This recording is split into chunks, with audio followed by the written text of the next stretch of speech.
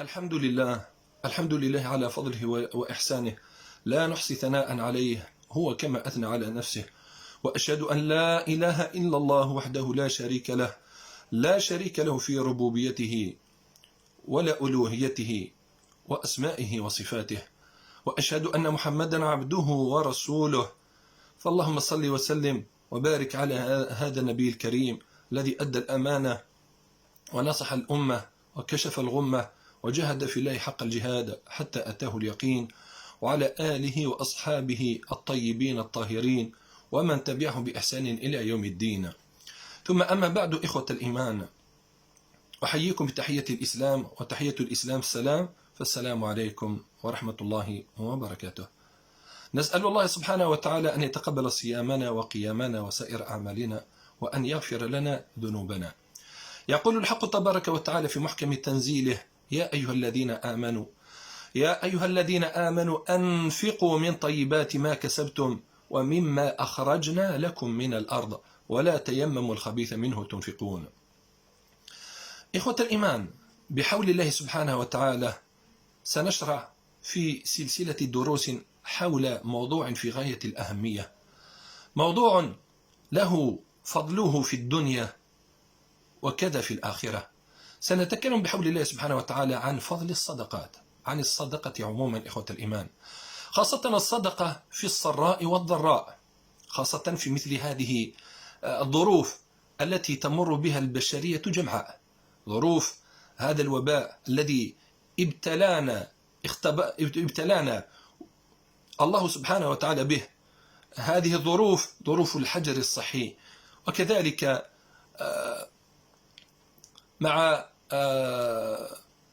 مع شهر رمضان الفضيل، فأجر الصدقة إخوة الإيمان يتضاعف بإذن الله سبحانه وتعالى. Louange à Allah pour ses faveurs et ses bienfaits. Je ne saurais recenser les éloges qu'il mérite, il est le seul à même de faire ses propres éloges. Et j'atteste qu'il n'y a point de divinité ni digne d'être adoré en dehors d'Allah, seul et sans associé. Seul et sans associé dans sa seigneurie, sa divinité, ses noms et attributs. Et j'atteste que Mohammed est son serviteur et messager. Puisse Allah accorder salut, bénédiction et miséricorde à notre prophète Mohammed, ainsi que ses membres purs de sa famille, tous ses compagnons et tous ceux qui seront formés à leur voie jusqu'au jour dernier. Ensuite, mes chers frères et sœurs en islam, nous implorons Allah subhanahu wa ta'ala d'accepter notre jeûne, nos prières et nos œuvres pieuses et de pardonner nos péchés. Avec l'aide d'Allah subhanahu wa ta'ala, on va entamer une série de cours sur un sujet très important qui a des implications dans ce bas monde et dans l'au-delà. Un sujet avec lequel, une adoration avec lequel on gagnera avec l'aide d'Allah subhanahu wa ta'ala, l'agrément d'Allah subhanahu wa ta'ala, et aussi cette adoration a des effets sur notre vie quotidienne sur le plan social. Chers frères et sœurs, on parlera sur l'aumône, le fait de dépenser dans l'aisance et dans l'adversité, surtout en ces circonstances atténuantes, surtout en ces moments de pandémie, de confinement, en même temps avec le mois de Ramadan, un mois béni, un mois de dépenses par excellence. Donc on parlera, Inch'Allah subhanahu wa ta'ala, sur le fait de dépenser dans l'aisance et dans l'adversité, dans différentes voies de bien, surtout au mois de Ramadan, chers frères et sœurs. فإخوة الإيمان، بحول الله سبحانه وتعالى كما قلنا أننا سنتكلم عن الصدقة. والصدقة إخوة الإيمان لأنها من بواعث الإيمان، ما يبعث الإنسان على أن يكثر من الصدقات الإيمان. وذلك أن الإيمان إخوة الإيمان ليس بالتمني ولا بالتحلي، ولكن ما وقر في القلب ورسخ فيه ونطق به اللسان وعملت به الجوارح والأركان، أي عملت بفعل الصالحات والطاعات واجتناب المعاصي والموبقات والمنهيات. فإخوة الإيمان الكثير منا يدعي الإيمان، ولكن في بعض الأحيان أو في كثير من الأحيان إيمان الكثير ناقص، ليس له آثار عملية في حياته اليومية. فالإيمان ليس ادعاء يتظاهر به من شاء، ولا ثوب زور يلبسه الأدعياء كما قال أهل العلم، ولا قول يلوكه اللسان، أي ينطق به اللسان، يتلفظ به اللسان. ولكن الإيمان إخوة الإيمان عقيدة راسخة قوية لها آثار عملية في حياة الفرد وفي حياة المجتمع. الإيمان إخوة الإيمان، هذه العقيدة تنتج أقوالا سديدة وأعمالا صالحة رشيدة، تنتج حب الله سبحانه وتعالى ورسوله صلى الله عليه وسلم، وتثمر الإخلاص في النيات والأقوال والأفعال، وكما تنتج حب الخير للآخرين. إخوة الإيمان، ما دام أن الإيمان جد وعمل وصبر ومصابرة ومرابطة ومثابرة، الإيمان إخوة الإيمان حبس للنفس على ما تكره من طاعة الله سبحانه وتعالى، ومنع لها عما تحب من معصية الله. الإيمان واقع تطبيقي، هذه مجرد مقدمة لأصل إلى مربط الفرس. إخوة الإيمان، فالإيمان إخوة الإيمان واقع تطبيقي وحمل لهم الإسلام والمسلمين، خاصة في هذه الأوقات الصعبة المريرة إخوة الإيمان. وكما أن الإيمان حرص على ما ينفع العباد والبلاد في الحال والمآل والمعاد.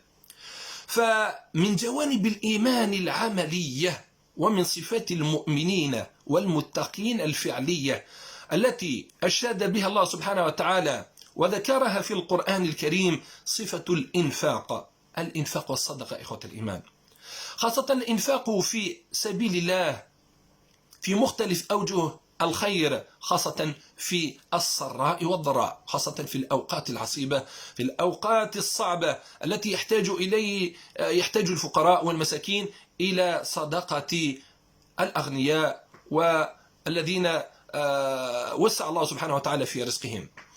فهذه الصفة إخوة الإيمان للأسف لا يقدر عليها إلا الصادقون المتقون، ولا يوفق لها. هذا من توفيق الله. الإنسان الذي إخوة الإيمان الذي يتصدق ويكثر من الصدقات، هذا من توفيق الله سبحانه وتعالى، لا يوفق لها إلا المخلصون، ولا يحرم منها إلا الأشقياء المخذولون المحرومون والعياذ بالله. ربنا سبحانه وتعالى في محكم تنزيله يحثنا ويأمرنا، بل يوصينا أن نسارع في الخيرات، فقال تعالى: وسارعوا إلى مغفرة من ربكم وجنة عرضها السماوات والأرض أعدت. لمن أعدت إخوة الإيمان؟ أعدت للمتقين. ولكن من هم المتقون؟ فالله سبحانه وتعالى في سورة آل عمران في الآية 134 والآية التي بعدها ذكر لنا بعض صفات المتقين. ومن أبرز صفات المتقين حيث أن الله سبحانه وتعالى ذكرها أولا في البداية هي الإنفاق في السراء والضراء. والله سبحانه وتعالى هذا في باب علوم القرآن، باب ما يسمى بالتقديم والتأخير، نقدم ذكر حاجة ونؤخر ذكر حاجة. لماذا؟ لفائدة ولحكمة جليلة. فلحكمة الله سبحانه وتعالى ذكر صفة الإنفاق أولا في هذه الآية لعظم فضلها ولعظم أثرها في الدنيا والآخرة على مستوى الفرد وعلى مستوى المجتمع.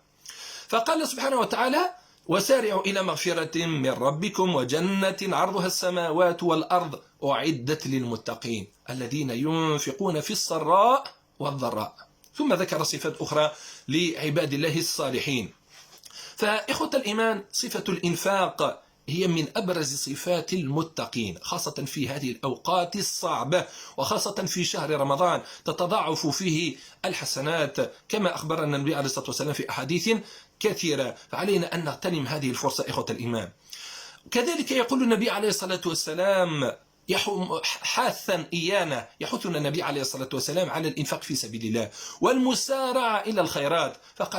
فقال صلى الله عليه وسلم: يقول العبد مالي مالي، إنما له من ماله ثلاث. فالإنسان حريص على المال كما قال تعالى: وتحبون المال حبا جما وإنه لحب الخير لشديد. ذكر أهل العلم أن لحب الخير لشديد في تفسير الآية أي لحب المال ومتاع الدنيا وزخرفها لشديد. فالإنسان مجبول على حب الخير المال، هذا لا حرج، بشرط أن يكسبه من حلال ويؤدي حقوقه وأن ينفقه ويصرفه في حلال. فقال صلى الله عليه وسلم: يقول العبد مالي مالي، إنما له من ماله ثلاث: ما أكل فأفنى، أو لبس فأبلى، أو أعطى فاقتنى، أي أبقى ثوابه وادخره لآخرته، وما سوى ذلك فهو ذاهب وتاركه للناس. حقيقة العقل السليم السوي إخوة الإيمان عندما يتدبر الإنسان ما له من ماله، ما أكل فأفنى فانتفع به فتقوى به للصلاة والعباد إلى غيره، أو لبس فأبلى، أي فأبلى ثم الكسوة تبتلي وتتمزق إلى غيره، وأما ما يبقى هو ما أعطاه لله سبحانه وتعالى. هناك آيات كثيرة سنذكرها تدريجيا بإذن الله سبحانه وتعالى. فكما قال النبي عليه الصلاة والسلام أن الإنسان عندما يتصدق بصدقة يتقبل الله سبحانه وتعالى بيمينه، وكلتا يدي الله سبحانه وتعالى يمين، ثم يربيها كما يربي أحدكم فلوه، أي صغير الحصان، حتى تصبح كمثل الجبل العظيم. هذا فضل عظيم إخوة الإيمان. فالنبي عليه الصلاة والسلام قال لنا: يا ابن آدم ما لك من مال، ما لك ليس لديك من مالك إلا ثلاث: ما أكلت فأفنيت، وما لبست فأبليت، وما تصدقت وأعطيت فأبقيت، أي ادخرته وتركته لأخراك يا عبد الله. Donc, chers frères et sœurs, Inch'Allah, comme on a dit tout à l'heure, on parlera d'un sujet très important qui est la dépense dans l'aisance et dans l'adversité, surtout dans les moments difficiles, comme si le cas en ces circonstances de confinement, de pandémie, ainsi de suite. Il y a un élément très important, chers frères et sœurs. Il faut savoir que la foi n'est pas un vœu, car il y a beaucoup d'entre nous qui prétendent être musulmans, mais ils sont loin de réaliser le sens d'un vrai musulman. Un vrai musulman, c'est pas une prétention, c'est pas un souhait, mais le fait d'être musulman a des implications pratiques, chers frères et sœurs. Donc la foi n'est pas un vœu, mais c'est ce qui s'installe dans le fort intérieur, au cœur de serviteur, se prononce par la langue, en même temps se concrétise par des œuvres pieuses, des œuvres de bienfaisance, en faisant de bonnes actions et en évitant les péchés et les vices.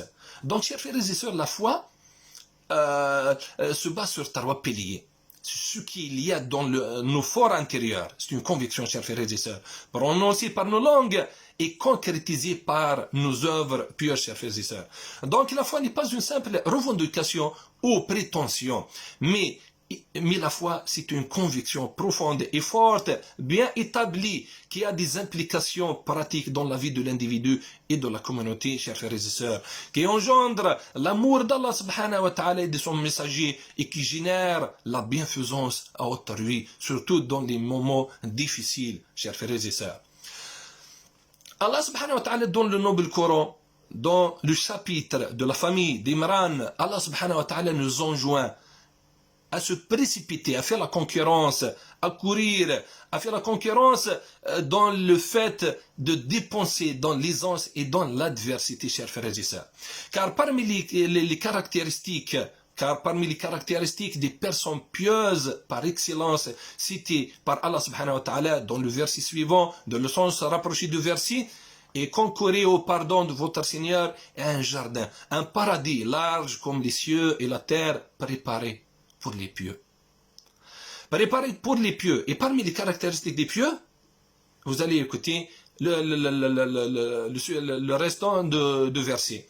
Préparé pour les pieux qui dépensent dans l'aisance et dans l'adversité, chers frères et sœurs.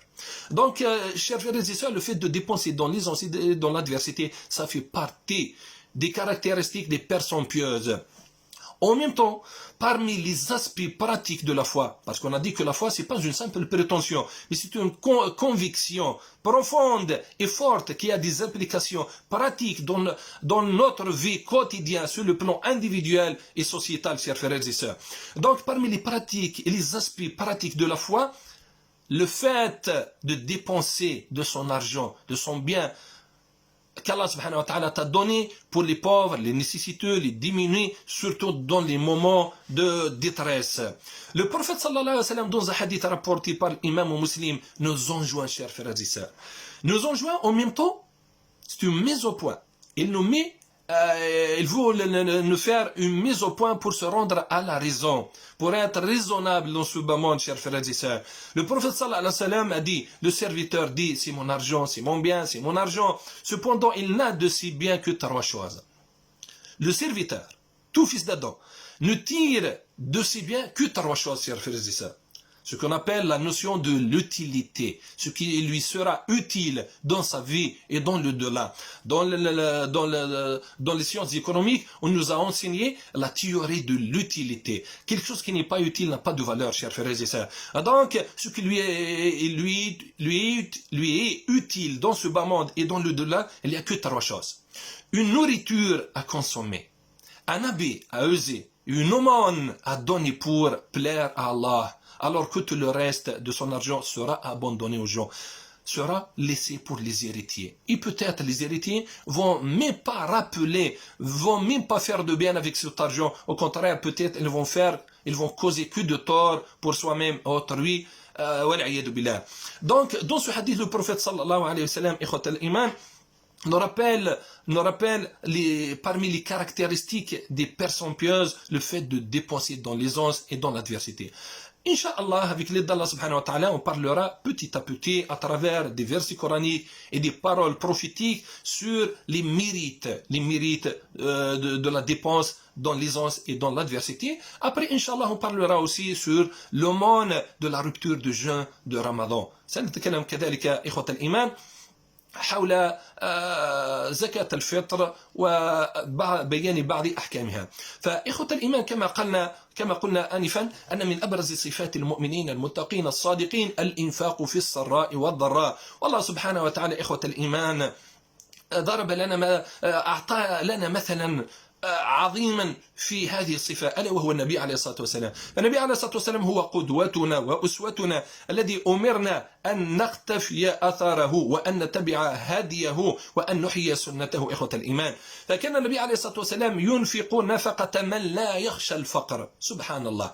فالنبي عليه الصلاة والسلام ينفق نفقة من لا يخشى الفقر، وكذلك صحابته الكرام تعلموا من مدرسة النبوة إخوة الإيمان أنهم ينفقون ويسارعون ويتنافسون في الإنفاق في كل سبل الخيرات. وهذا ما وصفه الله سبحانه وتعالى بالتجارة الرابحة. Le vrai commerce, c'est avec Allah subhanahu wa ta'ala. Le vrai négoce, chers frères et sœurs, c'est avec Allah subhanahu wa ta'ala. C'est le fait d'œuvrer dans les voies de bien pour gagner la guerre d'Allah dans le delà et pour répandre la bienfaisance dans ce bas monde.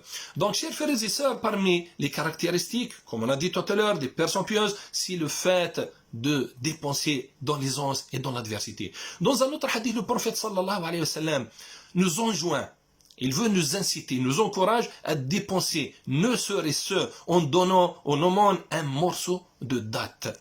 Chers frères et sœurs, c'est ce qui est à la portée de tout le monde.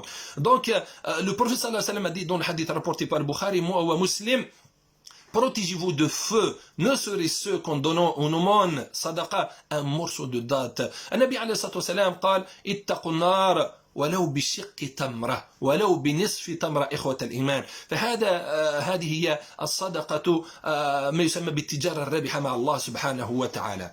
فإخوة الإيمان بحبل الله سبحانه وتعالى سنقدم في الدروس القادمة بعض النماذج قصص أو مواقف الصحابة في الإنفاق في سبيل الله وكيف يتنافسون في الإنفاق إخوة الإيمان، خاصة قصة عمر بن الخطاب وأبي بكر الصديق رضي الله عنهما وعن الصحابة أجمعين كيف كانوا يتنافسون في سبل الخيرات. Donc chers frères et sœurs, Inch'Allah, avec l'aide d'Allah subhanahu wa ta'ala, le cours prochain Inch'Allah, on parlera, on va donner quelques exemples de l'attitude des compagnons du prophète sallallahu alayhi wa sallam, comment ils faisaient la concurrence dans la dépense, dans l'aisance et dans l'adversité. Surtout, il y a des exemples concernant Omar ibn al-Khattab ainsi que Abu Bakr as-Siddiq, qu'Allah les agrée et agrée tous les compagnons du prophète sallallahu alayhi wa sallam. Après, Inch'Allah, on parlera petit à petit sur certaines règles, sur certains sujets concernant le monde et la dépense dans l'aisance et dans l'adversité.